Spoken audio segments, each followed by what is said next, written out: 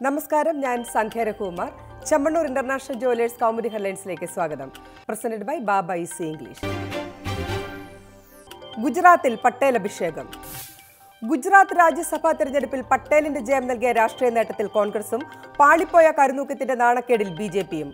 അർദ്ധരാത്രി കടന്ന നാടകീയതകൾക്കൊടുവിൽ കോൺഗ്രസ് സ്ഥാനാർത്ഥി അഹമ്മദ് പട്ടേലിന്റെ രാജ്യസഭാ പ്രവേശം 5ാം വട്ടം. ബി.ജെ.പിക്ക് തിരിച്ചടിയായത് തെരഞ്ഞെടുപ്പ് കമ്മീഷൻ തീരുമാനവും സ്വന്തം പാളയത്തിലെ അപ്രതീക്ഷിത കൂറുമാറ്റവും. കൂറുമാറി 2 കോൺഗ്രസ് എംഎൽഎമാരുടെ വോട്ട് റദ്ദാക്കാൻ തെരഞ്ഞെടുപ്പ് കമ്മീഷൻ തീരുമാനമെടുത്തത് അർദ്ധരാത്രിയോടെ. ജയിക്കാൻ വേണ്ടിയിരുന്ന വോട്ട് 45-ൽ നിന്നും 44-ലേക്ക് താഴ്ന്നത് വോട്ട് റദ്ദാക്കലിന് ശേഷം. അനിശ്ചിതത്വത്തിന്റെ നൂൽപ്പാലത്തിൽ ആടി നിന്ന പട്ടേലിന് ഒടുവിൽ കിട്ടിയത് ബി.ജെ.പി അംഗത്തിന്റേതുൾപ്പെടെ കൃത്യം 44 വോട്ടുകൾ. ഇന്നലെ ഉച്ചയോടെ പൂർത്തിയായ പോളിംഗിൽ വോട്ടെണ്ണൽ വൈകിയത് വിമത വോട്ടുകൾ റദ്ദാക്കണമെന്ന കോൺഗ്രസ് ആവശ്യത്തോടെ. വിവാദത്തിന് തിരിതെളിച്ച് ബി.ജെ.പിക്ക് വോട്ട് ചെയ്ത കോൺഗ്രസ് അംഗങ്ങളുടെ ബാലറ്റ് പ്രദർശനം. കോൺഗ്രസിന്റെ ആവശ്യത്തിനെതിരെ തെരഞ്ഞെടുപ്പ് കമ്മീഷന് മേൽ ബി.ജെ.പി ചെലുത്തിയ സമ്മർദ്ദങ്ങൾ വിഫലം. വീണ് കിട്ടിയ കരുത്തിൽ. അഹമ്മദ് പട്ടേലിന്റെ രാജ്യസഭാ ജയത്തോടെ ആത്മവിശ്വാസത്തിന്റെ കരുത്ത് തിരികെ നേടി കോൺഗ്രസും സോണിയയും. പാർട്ടി അധ്യക്ഷയുടെ രാഷ്ട്രീയകാര്യ സെക്രട്ടറിയായ പട്ടേലിന്റെ ജയം ഗുജറാത്തിൽ കോൺഗ്രസിന് നൽകുന്നത് പുനർജന്മം.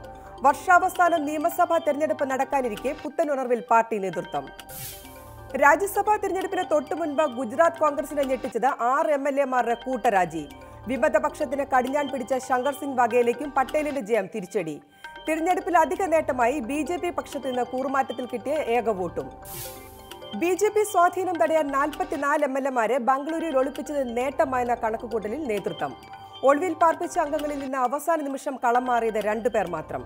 എത്ര വൈകിയാലും സത്യം ജയിക്കുമെന്ന് പ്രതികരിച്ച അഹമ്മദ് പട്ടേൽ. ജാമ്യം തേടി വീണ്ടും. റിമാൻഡ് കാലാവധി പുതുക്കിയതിന് പിന്നാലെ വീണ്ടും പുതിയ ജാമ്യാപേക്ഷയുമായി ദിലീപ്. ഇതിനായുള്ള നടപടിക്രമങ്ങൾ പുരോഗമിക്കുന്നതായി അഡ്വക്കേറ്റ് ബി രാമൻപിള്ള. നേരത്തെ ജാമ്യാപേക്ഷ എതിർത്ത് പ്രോസിക്യൂഷൻ നടത്തിയ വാദങ്ങൾ പുതിയ സാഹചര്യത്തിൽ നിലനിൽക്കാത്തതിനാൽ താരത്തിന് ജാമ്യം ലഭിക്കാനുള്ള സാധ്യത വിദൂരമല്ലെന്ന് നിഗമനം. കൃത്യത്തിന് ഉപയോഗിച്ച മൊബൈൽ ഫോൺ നശിപ്പിച്ചെന്ന അഭിഭാഷകൻ രാജു ജോസഫിന്റെ മൊഴിയും ചോദ്യം ചെയ്യലിന് അപ്പുണ്ണി ഹാജരായതും പ്രതിഭാഗം ഉന്നയിക്കും. ദിലീപിനെ വിശ്വസിച്ച കോടികൾ സിനിമാ വ്യവസായത്തിൽ നിക്ഷേപിച്ചവർ കടക്കണിയിലാകുന്നു.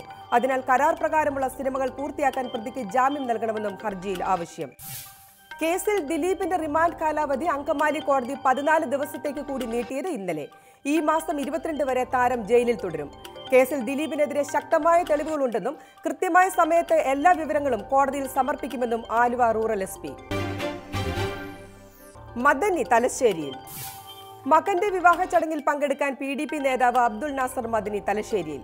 രാവിലെ 7:30 തലശ്ശേരി റെയിൽവേ സ്റ്റേഷനിൽ വന്നിറങ്ങിയ മദനിയെ സ്വീകരിച്ചത് 100ഓളം പ്രവർത്തകർ ചേർന്ന്. ടൗൺ ഹാളിൽ വിവാഹ ചടങ്ങിൽ പങ്കെടുക്കുന്ന മദനി നാളെ റോഡ് മാർഗം അൻവാർശേരിയിലേക്ക് പോകും. ഈ മാസം 19 വരെയാണ് മദനിക്ക് കേരളത്തിൽ തങ്ങാൻ കോടതി അനുമതി നൽകിയത്. പ്രകോപനവും മുന്നറിയിപ്പും. തുടർച്ചയായ പ്രകോപനങ്ങളിൽ ഉത്തരകൊറിയയ്ക്ക് മുന്നറിയിപ്പുമായി അമേരിക്ക. വിരട്ടാൻ നോക്കിയാൽ ഉത്തരകൊറിയ പാഠം പഠിക്കുമെന്ന് president Donald Trump.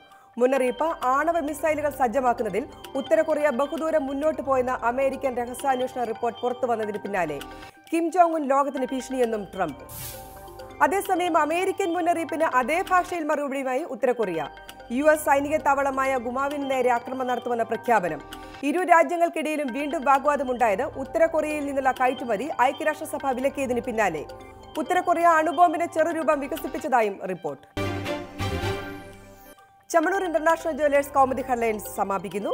Presented by Baba easy English. അടുത്ത ഹെഡ്ലൈൻസ് 1 മണിക്കൂറിന് ശേഷം. നമസ്കാരം.